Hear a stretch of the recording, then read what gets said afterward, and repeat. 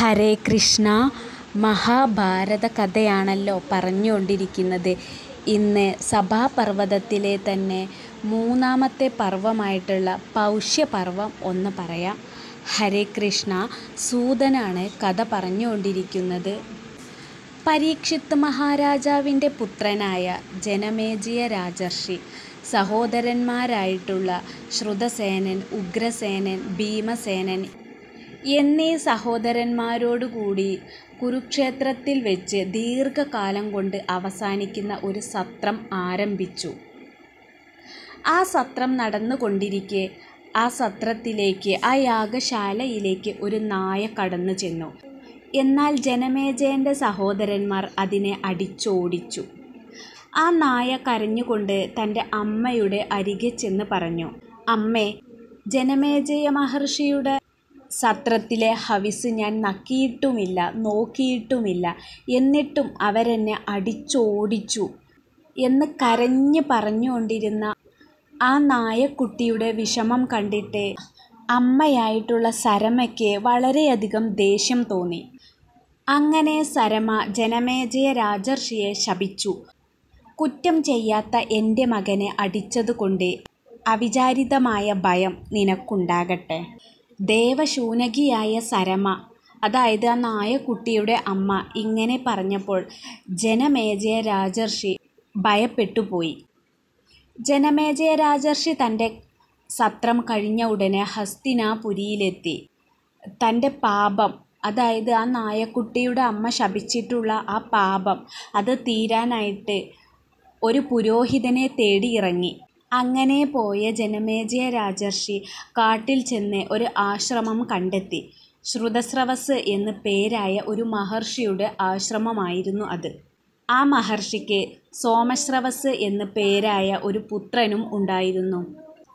ജനമേജയ രാജർഷി തൻ്റെ സങ്കടം മഹർഷിയെ അറിയിച്ചു.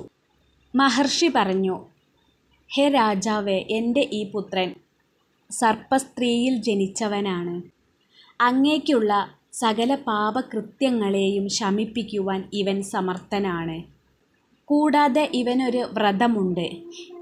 ഒരു ബ്രാഹ്മണൻ ഇവനെ സമീപിച്ച് എന്തെങ്കിലും അപേക്ഷിച്ചാൽ ഇവൻ അത് സാധിപ്പിക്കും. അതിന് നിനക്ക് വിരോധമില്ലെങ്കിൽ ഹേ രാജാവേ, നീ ഇവനെ കൊണ്ടുപോയാലും. ഇത് കേട്ട് ജനമേജയ രാജർഷി പറഞ്ഞു, മഹർഷേ, അപ്രകാരം തന്നെ ചെയ്യാം. ജനമേജയ രാജർഷി ശ്രുതസ്രവസിൻ്റെ പുത്രനായ സോമസ്രവസിനെ ഗുരുവായി സ്വീകരിച്ചു. പിന്നീട് സോമസ്രവസിനെ ജനമേജയൻ തൻ്റെ സഹോദരന്മാരെ ഏൽപ്പിച്ചു. തൻ്റെ സഹോദരന്മാരെ ഏൽപ്പിച്ചിട്ട് പറഞ്ഞു, ഈ പുരോഹിതൻ്റെ ഹിതം അനുസരിച്ച് നിങ്ങൾ പ്രവർത്തിച്ചാലും. അങ്ങനെ പറഞ്ഞ് ജനമേജയൻ തക്ഷശിലയിലേക്ക് പോയി. തക്ഷശില എന്ന രാജ്യം കീഴടക്കാനായി പോയതാണ്. ജനമേജയൻ പറഞ്ഞതുപോലെ തന്നെ സഹോദരന്മാർ ആ പുരോഹിതൻ്റെ ഇഷ്ടത്തിനനുസരിച്ച് പ്രവർത്തിച്ചു പോന്നു. ഈ സമയത്ത് അവിടെ അയോധ്യദൗമ്യൻ എന്ന ഒരു മഹർഷി താമസിച്ചിരുന്നു. അദ്ദേഹത്തിന് ഉപമന്യു, ആരുണി, വേദൻ എന്നീ 3 ശിഷ്യന്മാർ ഉണ്ടായിരുന്നു. ഇവരിൽ പാഞ്ചാല്യനായ ആരുണിയെ ഗുരു നെൽപ്പാടത്ത് വരമ്പുകെട്ടി ഉറപ്പിച്ച് വെള്ളം തടഞ്ഞു നിർത്തുവാനായി നിയോഗിച്ചു.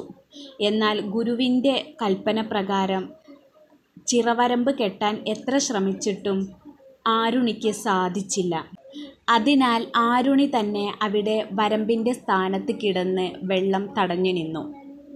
രാത്രിയായിട്ടും ആരുണിയെ കാണാതായ ഗുരു അന്വേഷിച്ച് ഗുരുവും ശിഷ്യന്മാരും ആരുണിയെ അന്വേഷിച്ച് പുറപ്പെട്ടു. ആരുണി വരമ്പ് പിളർന്ന് വെള്ളത്തിൻ്റെ ഗതി തടഞ്ഞു നിർത്താൻ ആരുണി ചെയ്ത ത്യാഗം കണ്ട് ഗുരുവിന് മനസ്സലിഞ്ഞു. ഗുരു ആരുണിയെ അനുഗ്രഹിച്ചു. ഞാൻ പറഞ്ഞത് നീ ചെയ്തതുകൊണ്ട് നിനക്ക് ശ്രേയസ്സുണ്ടാകട്ടെ. എല്ലാ വേദങ്ങളും സർവധർമ്മശാസ്ത്രങ്ങളും നിന്നിൽ പ്രകാശിക്കുകയും ചെയ്യട്ടെ. ഇങ്ങനെ പറഞ്ഞ് ഗുരു പോവുകയും ചെയ്തു. ഇതാണ് ആരുണിയുടെ കഥ. 3 ശിഷ്യന്മാരാണല്ലോ ഉണ്ടായിരുന്നത്. ഇനി ഉപമന്യുവിൻ്റെ കഥയാണ് പറയുന്നത്. ഉപമന്യുവിനെ ഗുരു അയച്ചത് പശുക്കളെ മേയ്ക്കാനായിരുന്നു. എന്നാൽ പകലൊക്കെ പശുക്കളെ മേയ്ച്ച് സന്ധ്യയായി ആശ്രമത്തിൽ തിരിച്ചെത്തിയ ഉപമന്യുവിന് ക്ഷീണമൊന്നും കാണാതിരുന്ന ഗുരു ചോദിച്ചു, ഉപമന്യു, നീ എന്താണ് കഴിച്ചുകൊണ്ടിരിക്കുന്നത്? ഉപമന്യു പറഞ്ഞു, ഞാൻ ഭിക്ഷ വാങ്ങിയാണ് ജീവിക്കുന്നത്. ഗുരു പറഞ്ഞു, എനിക്ക് തരാതെ നീ ഭിക്ഷ കഴിക്കരുത്. ഭിക്ഷ കിട്ടിയത് എനിക്ക് കൊണ്ടുവന്നു തരാതെ നീ കഴിക്കരുത്. ഉപമന്യു അതനുസരിച്ചു. എന്നാൽ പിറ്റേ ദിവസവും പശുക്കളെ മേച്ച് ക്ഷീണം കാണാതെ തിരിച്ചെത്തിയ ഉപമന്യുവിൻ്റെ അടുത്ത് ഗുരു ചോദിച്ചു, ഇന്നും നിനക്ക് ക്ഷീണമൊന്നുമില്ലല്ലോ. ഇന്ന് എന്താണ് നീ കഴിച്ചത്? നിനക്ക് കിട്ടിയ ഭിക്ഷ മുഴുവനും നീ എനിക്ക് തരികയും ചെയ്തല്ലോ. ഇത് കേട്ട് ഉപമന്യു പറഞ്ഞു, ആദ്യം വാങ്ങിയ ഭിക്ഷ അങ്ങേക്ക് കൊണ്ടുവന്നു തന്നിട്ട് വീണ്ടും ഞാൻ ഭിക്ഷ വാങ്ങി കഴിച്ചു. ഇത് കേട്ട് ഗുരു അവനോട് പറഞ്ഞു, നീ ചെയ്തത് ശരിയല്ല. ഇനി നീ ഭിക്ഷ വാങ്ങിയാൽ എനിക്ക് കൊണ്ടുവന്ന് തരണം. നീ അത് കഴിക്കരുത്. ഉപമന്യു അതനുസരിച്ചു. പിറ്റേ ദിവസവും കാലിമേയ്ച്ച് ഉപമന്യു മടങ്ങിയെത്തി. എന്നാൽ ഉപമന്യുവിന് അന്നും ക്ഷീണം കാണാതിരുന്ന ഗുരു ചോദിച്ചു, ഇന്ന് നീ എന്താണ് കഴിച്ചത്? ഉപമന്യു പറഞ്ഞു, ഞാൻ പശുക്കളുടെ പാൽ കുടിച്ചാണ് കഴിഞ്ഞത്. ഇത് കേട്ട് ഗുരു പറഞ്ഞു, ഇനി മുതൽ പശുക്കളുടെ പാൽ നീ ഉപയോഗിക്കുന്നതിൽ ന്യായമില്ല. ഉപമന്യു അതും അനുസരിച്ചു. പിറ്റേ ദിവസവും പശുക്കളെ മേച്ച് ആശ്രമത്തിലെത്തിയ ഉപമന്യുവിന് ക്ഷീണം കാണാതിരുന്ന ഗുരു ചോദിച്ചു, ഇന്ന് നീ എന്താണ് കഴിച്ചത്? ഉപമന്യു പറഞ്ഞു, ഗുരു, പശുക്കുട്ടികൾ അമ്മയുടെ മുലപ്പാൽ കുടിക്കുമ്പോൾ വായിൽ നിന്ന് പുറത്തേക്ക് ഒഴുകുന്ന നുരയാണ് ഞാൻ കഴിച്ചത്. ഗുരു പറഞ്ഞു, നീ ഇപ്രകാരം ചെയ്തത് പശുക്കുട്ടികളുടെ ജീവിതത്തിന് വിഘാതമുണ്ടാക്കുകയാണ്. അതുകൊണ്ട് ഇനി നീ നുരയും ഭക്ഷിക്കരുത്. പ്രകാരമാകാമെന്ന് ഉപമന്യുവും സമ്മതിച്ചു. എന്നാൽ അന്ന് പശുക്കളെ മേയ്ക്കാനായി പോയ ഉപമന്യു തിരിച്ചെത്തിയില്ല.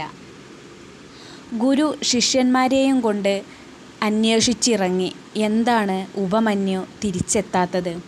എന്നാൽ ഉപമന്യു വിശപ്പ് സഹിക്കാൻ കഴിയാതെ എരിക്കില പറിച്ച് കഴിച്ച് നേത്രരോഗം വന്ന് കണ്ണ് രണ്ടും പൊട്ടി അന്ധനായി സഞ്ചരിക്കെ ഒരു പൊട്ടക്കിണറ്റിൽ വീണ് കിടക്കുകയായിരുന്നു.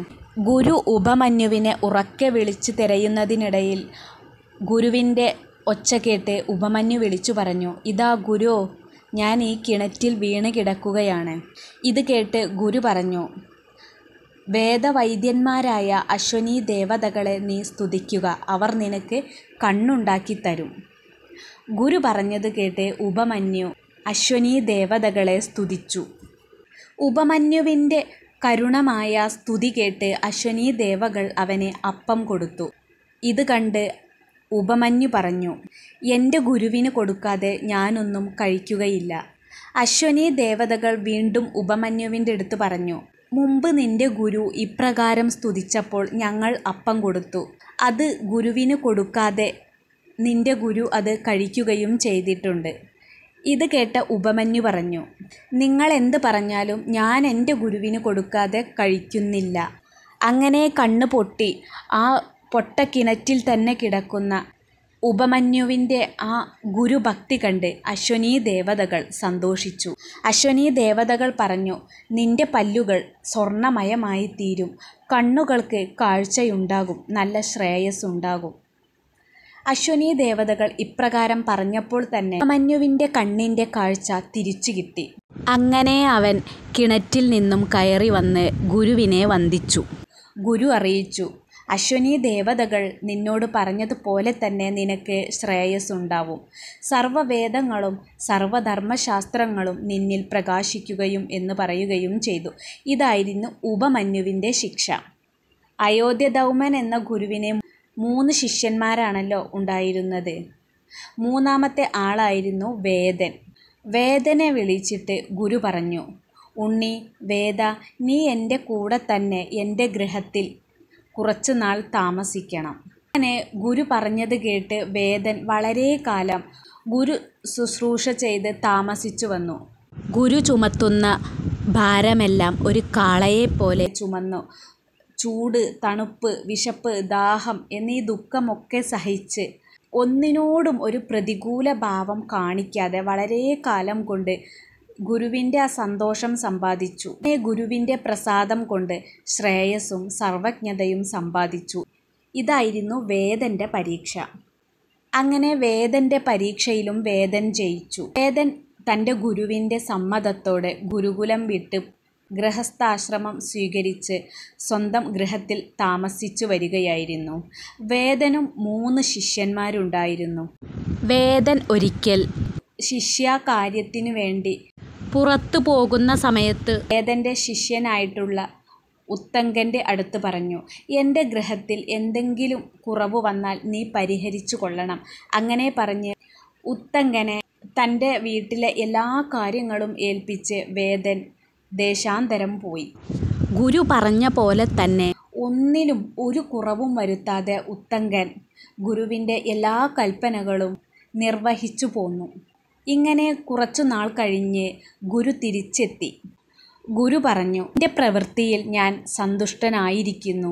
ഉത്തങ്ക, ഉണ്ണി, നിനക്ക് എന്ത് ഇഷ്ടമാണ്, എന്ത് വരമാണ് എന്നിൽ നിന്ന് വേണ്ടത് നീ ചോദിച്ചു കൊള്ളുക.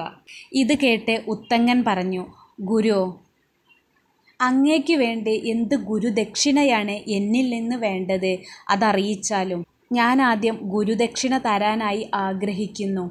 എന്ത് ഗുരുദക്ഷിണയാണ് എന്നിൽ നിന്നും അങ്ങേക്ക് വേണ്ടത്? ഇത് കേട്ട് ഗുരു പറഞ്ഞു, നീ ഗുരുപത്നിയോട് ചെന്ന് ചോദിച്ചാലും എന്താണ് ഗുരുപത്നി പറയുന്നത് അത് നീ ചെയ്തു കൊടുത്താൽ മതി. അതാണ് എനിക്കുള്ള ഗുരുദക്ഷിണ. ഉത്തങ്കൻ ഇത് കേട്ട ഉടനെ തന്നെ ഗൃഹത്തിനകത്ത് ചെന്ന് ഗുരുപത്നിയോട് ചോദിച്ചു, ദേവി, എനിക്ക് ഗൃഹത്തിലേക്ക് പോകുവാനായി ഗുരു അനുവാദം തന്നു. അവിടുത്തെ ഇഷ്ടം എന്തെന്ന് പറഞ്ഞാലും അതാണ് ഗുരു എനിക്ക് തന്നിട്ടുള്ള ഗുരുദക്ഷിണ. അങ്ങ് പറഞ്ഞാലും എന്താണെന്ന്. ഞാൻ ആ ഗുരുദക്ഷിണ ചെയ്ത് കടം വീട്ടി പോകാമെന്ന് വിചാരിക്കുന്നു. അതുകൊണ്ട് എന്താണ് വേണ്ടതെന്ന് ഭവതി കൽപ്പിച്ചാലും. ഇത് കേട്ട് ഗുരുപത്നി ഉത്തങ്കനോട് പറഞ്ഞു, ഹേ ഉത്തങ്ക, നീ പൗഷ്യരാജാവിൻ്റെ അടുത്ത് ചെന്ന് അദ്ദേഹത്തിൻ്റെ ഭാര്യയായ ക്ഷത്രിയ സ്ത്രീ ധരിച്ചിരിക്കുന്ന കുണ്ടലങ്ങൾ യാചിച്ചു വാങ്ങുക. അത് കൊണ്ടുവന്ന് എനിക്ക് തരൂ. ആ ആഗ്രഹം നീ സാധിപ്പിച്ചു തന്നാൽ നിനക്ക് ശ്രേയസ്സുണ്ടാകും.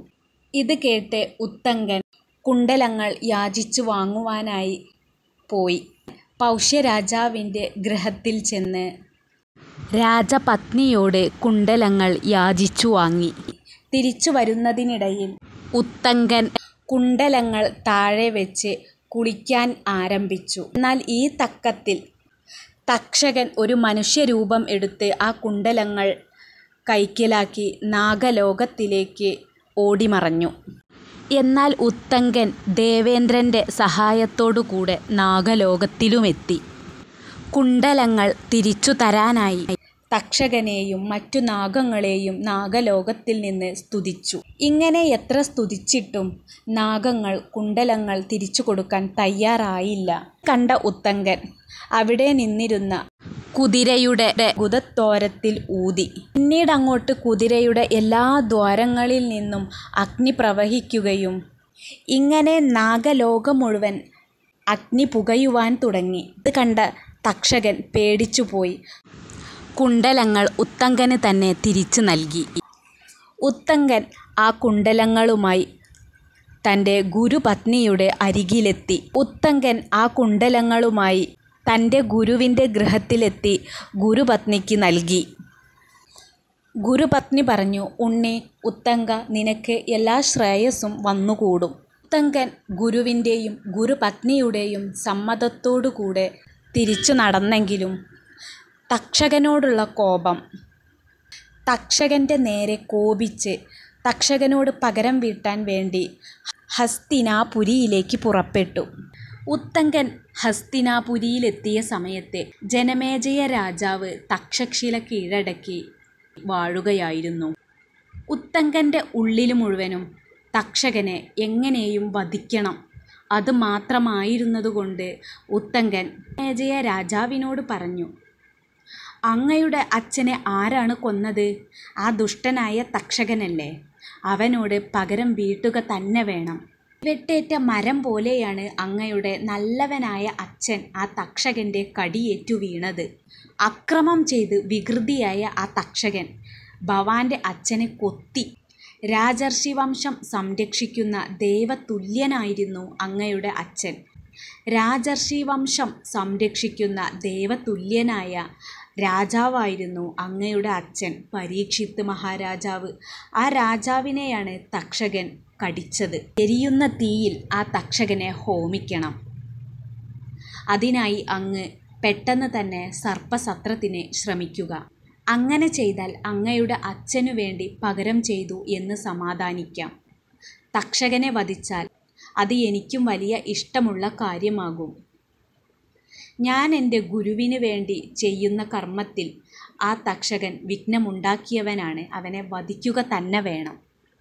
ഇത് കേട്ടപ്പോൾ ജനമേജയ രാജാവിനും തക്ഷകൻ്റെ നേരെ കോപം ഉജ്ജ്വലിച്ചു.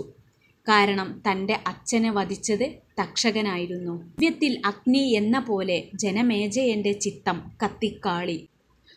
ഉത്തങ്കൻ പറഞ്ഞ് അച്ഛൻ്റെ മരണവാർത്ത കേട്ടപ്പോൾ രാജാവ് ദുഃഖത്താൽ വിഷാദനായി.